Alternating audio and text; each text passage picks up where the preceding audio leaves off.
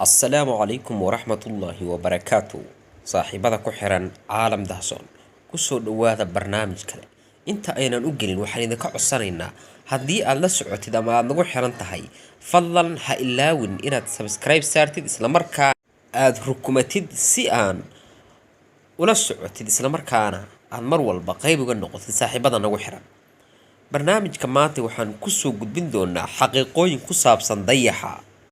dayaxu waa satellite-ka dabiiciga ah ee kaliya ee uu leeyahay dhulku. sanooyin hore oo badan ka hor dadku waxay u haysteen in dayaxu uu leeyahay iftiin isaga u gaara, balse horumarka sayniska ee la sameeyay awgiis ayaa waxaa lagu ogaaday in dayaxu uusan iftiin gaara lahayn, balse uu humaag celis ama reflection ku sameeyo iftiinka qorraxda, taas oo runtii ah mucjiso aad u weyn oo Eebbe subxaanahu wa tacaala weynaantiisa iyo sarayntiisa inoo cadaynaysa. dayaxu wuxuu diameterkiisu leegyahay 2159 ama 3474 kilomitir, kaasoo leeg boqolkiiba 27 diameterka dhulka. wuxuu dhulku u jiraa dayaxa 384,000 oo kilomitir. dayax gacmeedka caadiga ah waxay ku qaadanaysaa qiyaastii 3 maalmood si uu u gaaro dayaxa. waxaa la aaminsan yahay in dayaxu uu jiro 4.51 bilyan oo sano. alle ayaase aqoon oo dhami xaggiisa ahaatay, ma xaqiijin karno da'da saxda ah ama da'da xaqiiqada ah ee uu jiro dayaxu. dayaxu wuxuu ku wareegaa dhulka, sidaas awgeedna wuxuu mar walba ina tusaa hal dhinac. velocity-ga ama xawaaraha uu dayaxu kaga baxsan karo cufis jiidadka dayaxa waa 2.38 kilomitir halkii sekinba, macnaheeduna tahay haddii uu jiro shay 2.38 kilomitir sekinkii goyn kara wuxuu ka baxsanayaa cufis jiidadka ama gravitationka dayaxa. cufis jiidadka dayaxa ayaa wuxuu yahay 2.8 kilomitir saacad sekinkiiba. heerkulka ama temperature-ka dayaxu waa 233 ilaa 123 celsius degree, taasoo macnaheedu tahay in dayaxu mararka qaarkood, gaar ahaan xilliyada habeenkii, uu aad u qabow yahay halka maalintiina uu yahay mid aad u kulul. xaqiiqooyin laga yaabo inaadan ka ogeyn dayaxa. kow, haddii aad dayaxa tagto miisaankaagu wuu isbedelayaa. haa, miisaankaaga dhulka iyo kan dayaxu isku mid ma noqon karaan. dayaxu wuxuu leeyahay gravity, cufis jiidad aad uga daciifsan kan dhulka, waxaana sabab u ah xajmigiisa oo aad u yar. taas ayaa keenta marka in miisaankaaga dayaxa uu noqonayo boqolkiiba 16.5 miisaanka dhulka. tusaale ahaan, haddii miisaankaagu uu 50 kiilo yahay oo aad dayaxa tagtid, dayaxa miisaankaagu ma noqon doono boqolkiiba 50, wuxuu noqon doonaa boqolkiiba 16. 50ka kiilo ee miisaankaagu yahay boqolkiiba 16 ayaa uu noqon doonaa miisaankaaga dayaxa marka aad joogtid. taas oo sababta in marka ay cirbixiyeenadu joogaan samada ay kor boodi karaan isla markaana ay muddo aad u dheer samayn karaan hawada dhow, taas oo sababtay in miisaanka qofku uu aad u yaraado.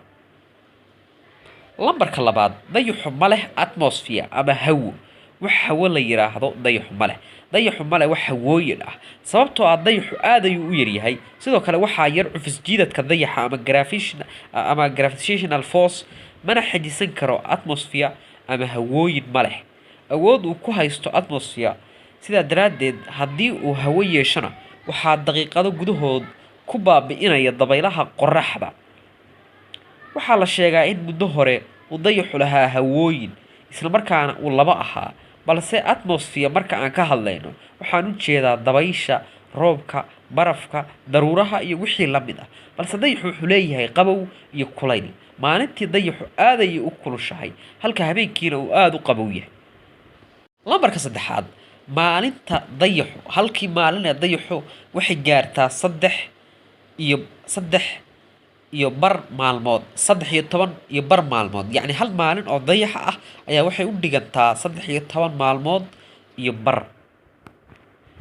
halka habeenkuna uu intaas in la mid yahay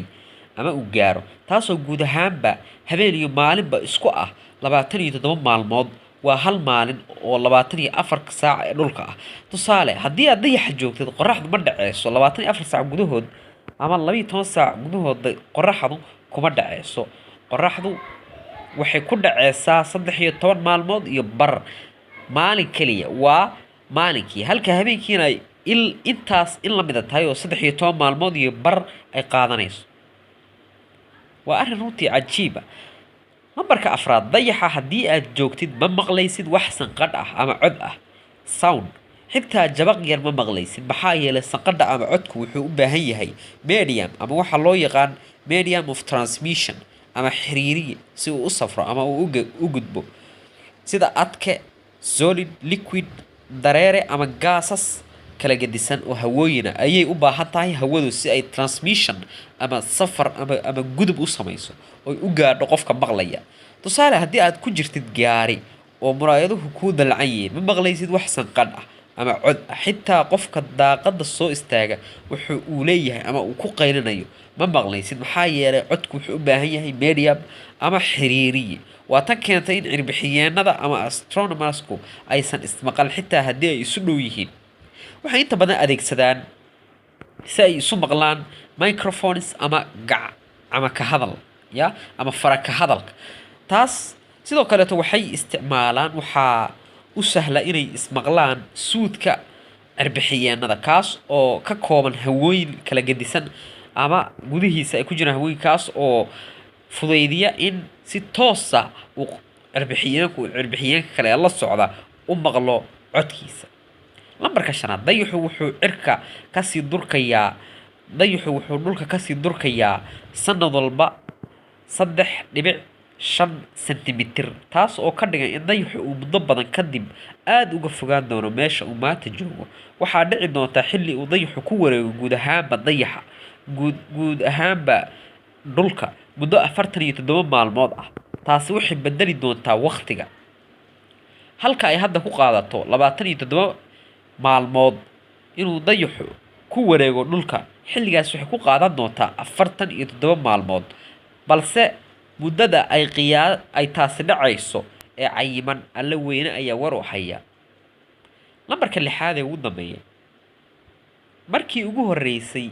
oo dayaxa ay bini aadam ku tagaan waxay ahayd sanadkii 1969 bishii July 20keedi inkasta oo midowgii Soviet oo hore u tagay dayaxa isla markaana uu u diray dayax gacmeedkii Luna 2 bishii September sanadkii